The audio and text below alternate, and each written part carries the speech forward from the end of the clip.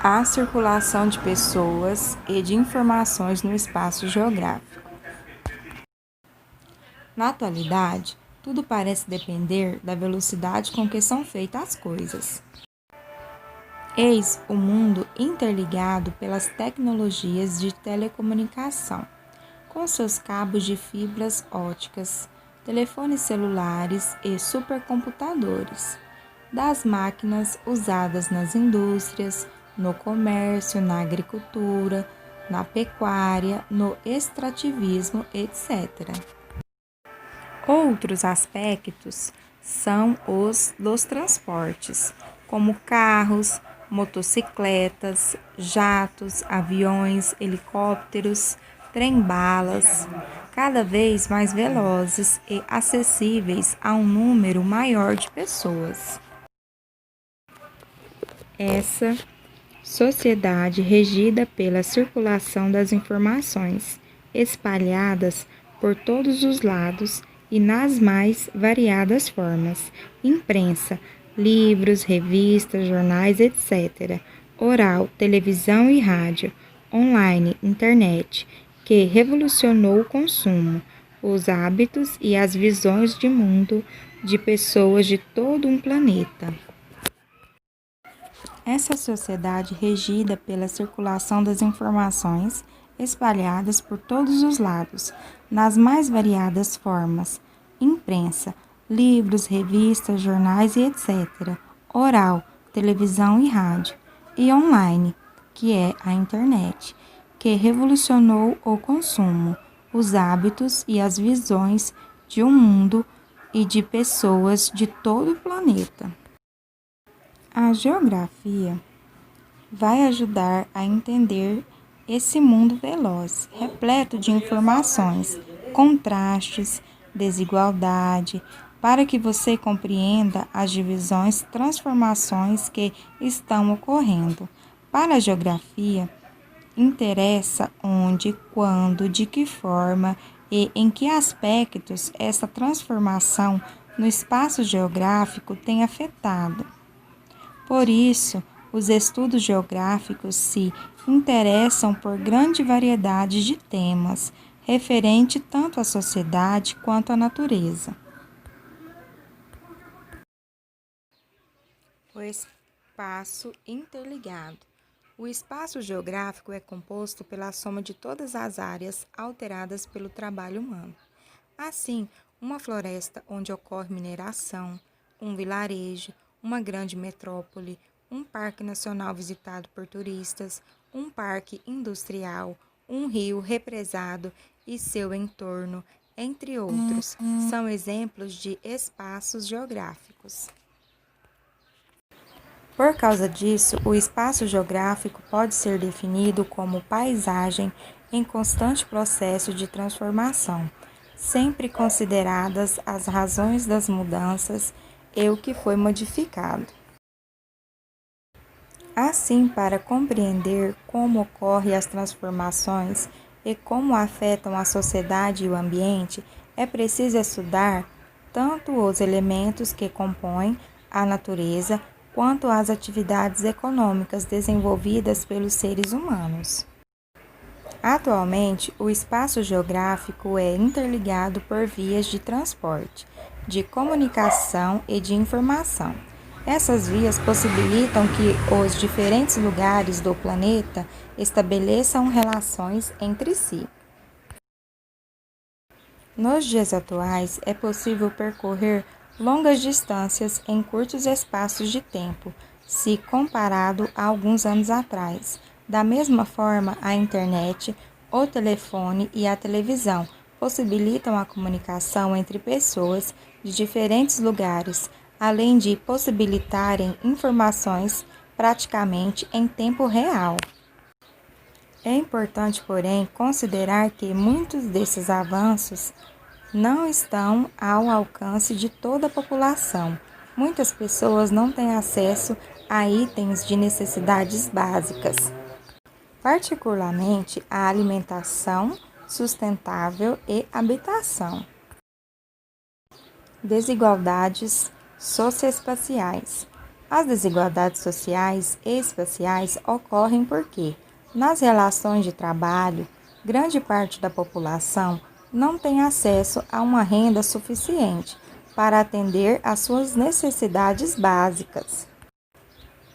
A obtenção de alimentos, vestuário, transporte, saúde e educação não é satisfatória. O acesso à terra e aos meios de produção de comunicação de alta tecnologia também são desiguais. As famílias sem renda suficiente para comprar uma casa própria ou pagar aluguel em um lugar adequado são obrigadas a ocupar áreas irregulares, como margem de rios e estradas, morros, proximidade de lixões e outros lugares impróprios. Além disso, muitas não conseguem trabalho remunerado, por isso vivem de doações de alimentos que coletam em feiras, mercados e restaurantes. Essa realidade mostra que o espaço geográfico, como também é resultado das desigualdades sociais. Território. Você já reparou como algumas pessoas costumam procurar os mesmos lugares para se sentar ou descansar? Uma poltrona perfeita na sala, o mesmo banco debaixo da árvore na hora do recreio, ou sempre a mesma carteira na sala de aula. Quando fazemos isso, estamos não apenas escolhendo o lugar onde nos sentimos melhor, mas também definindo o nosso território. E no ambiente escolar, você já percebeu que existem alguns lugares onde os alunos não podem entrar ou precisam de autorização para isso? Esses espaços possuem limites e seu uso ou seus ocupantes são definidos por uma autoridade, como o diretor ou professores. Da mesma forma que na escola, os países possuem espaços delimitados sobre os quais os governos exercem seus poderes. Esses espaços, bem delimitados fisicamente ou não, são denominados de territórios. Território é o espaço ocupado por uma pessoa, um grupo ou um governo, sobre o qual exerce sua autoridade. Limites e fronteiras. Os limites indicam onde começa e termina o território. Podem ser naturais, como rios e montanhas e morros, ou artificiais, como estradas e cercas. Ao longo da linha de limite, estende-se uma faixa de território, denominada fronteira. Porém, os territórios dos povos nativos são um exemplo de que essas fronteiras, entretanto, nem sempre são visíveis ou demarcadas. Observe as imagens. Na primeira imagem, o limite do território é marcado por um muro. E na segunda imagem, o limite é marcado pelo rio, um elemento natural. Regiões. As regiões do Brasil são grandes divisões do território do país. Elas reúnem as características físicas ou naturais do relevo, do clima, da vegetação, da hidrografia, como também das atividades econômicas. Observando os dois mapas, podemos notar como os territórios foram se modificando ao longo dos anos. Paisagens e trabalho humano. Nem tudo o que é próprio da natureza pode ser aproveitado em seu estado bruto.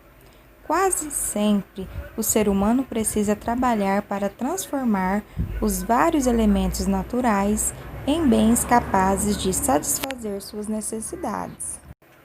Toda ação ou atividade de alteração da natureza é um trabalho, desde o simples gesto de coletar lenha ou preparar uma refeição, com alimentos encontrados no ambiente.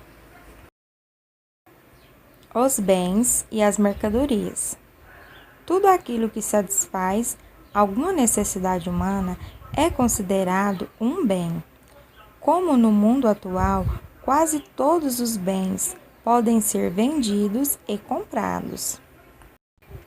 A maior parte das mercadorias é extraída da natureza e transformada pela vida humana. A natureza é constituída de muitos elementos que se tornam mercadorias pelo trabalho do ser humano. A comercialização dessas mercadorias também é realizada por outros trabalhadores, bem como o transporte delas do campo para a cidade. Portanto, há vários tipos de trabalhos sendo realizados pelas pessoas para que a sociedade como um todo tenha suas necessidades atendidas. Todos os elementos necessários à produção e à distribuição das mercadorias fazem parte da economia. Todas as atividades econômicas costumam ser classificadas em 3 categorias ou setores. Atividades primárias são aquelas ligadas à terra, como agricultura, pecuária e extrativismo. Atividades secundárias são aquelas formadas por todos os tipos de transformação industrial e construções civis. As atividades terciárias reúnem o comércio, o serviço e a administração pública. De acordo com essas explicações, realizem as atividades das páginas 25, 30 e 33. E também realizem as atividades do livro fino de reforço de geografia, da página 55 até a página 61.